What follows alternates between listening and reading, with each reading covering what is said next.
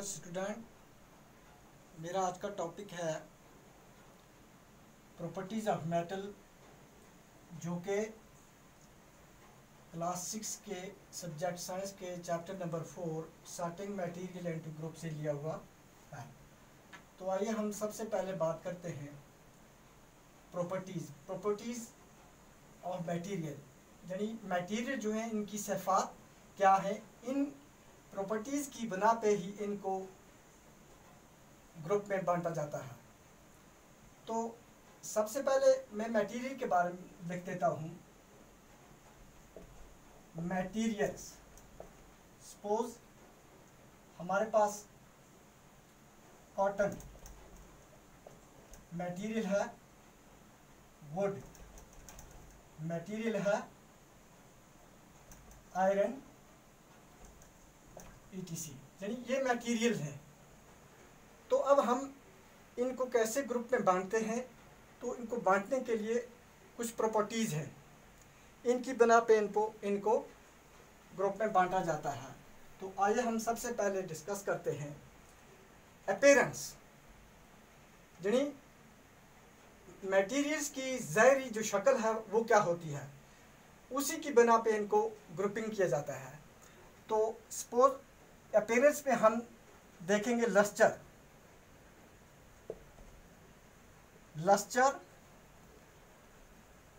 Smooth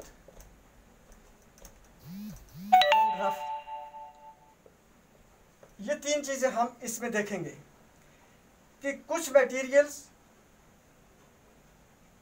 smooth होते हैं, कुछ रफ होते हैं और कुछ चमकीले होते हैं।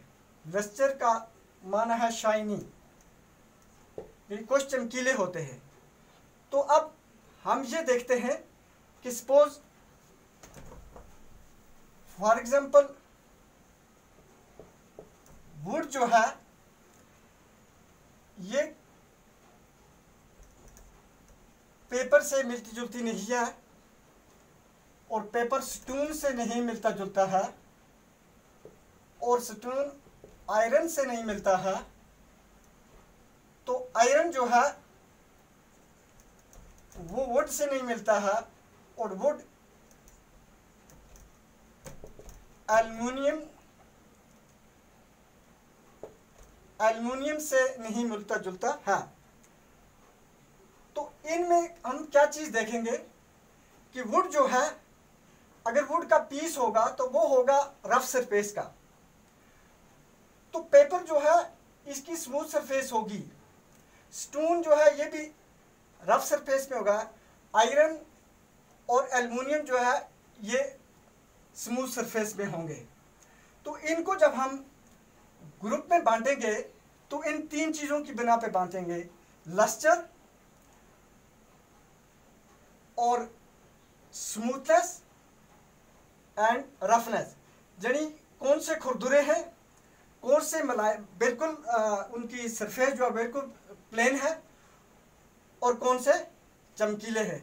तो इन्हीं की बना पे हम इनको ग्रुप में बांटते हैं। तो आइए हम बात करते हैं अब हार्डनेस की।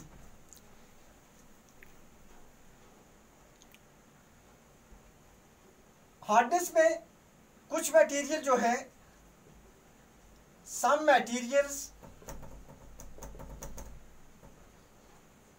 वो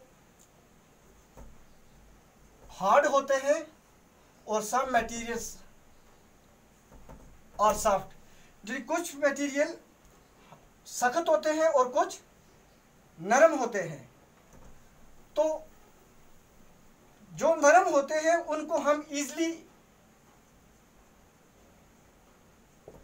स्क्रैच कर सकते हैं और जो हार्ड होंगे, जो सॉफ्ट होंगे, उनको हम इजीली स्क्रैच कर लेते हैं और जो हार्ड होंगे उनको हम इजीली स्क्रैच नहीं कर सकते हैं।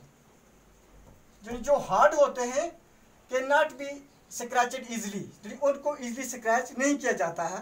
तो अब हम लिखेंगे कि those substances which cannot be scratched easily are called hard material, those substance which can be scratched easily are soft, are called soft substances. Soft hard में आते हैं आयरन है, स्टोन है,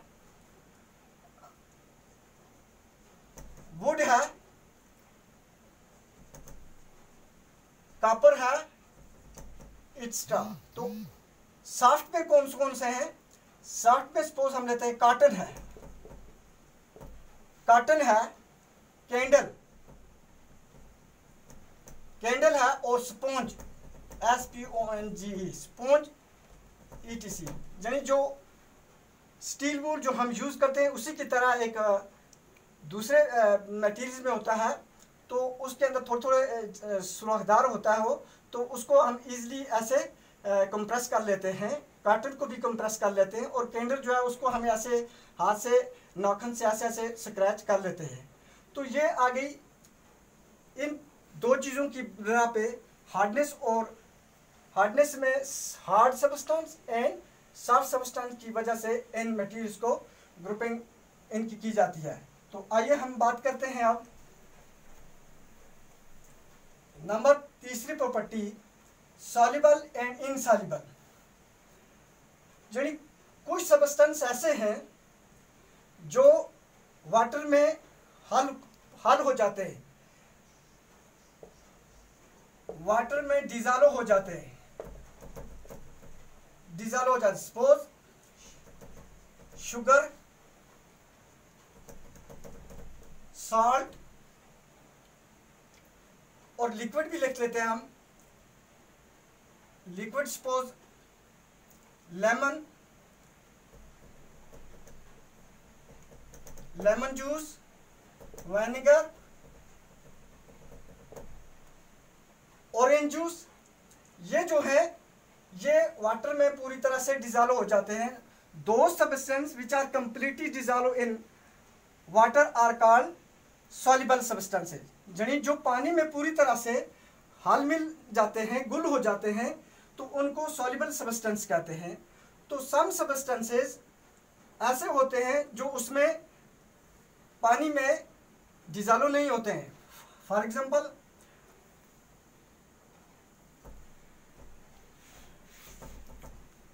चाक पाउडर, सैंड, सॉयल। यदि chalk powder हम उसमें डालेंगे अगर पानी में तो वो उसमें हल नहीं होता है। उसके बाद अगर हम उसमें सैंड डालेंगे या सॉइल डालेंगे तो वो पूरी तरह से पानी में हल नहीं होता है, यानी उसके साथ पूरी तरह से मिलते नहीं हैं।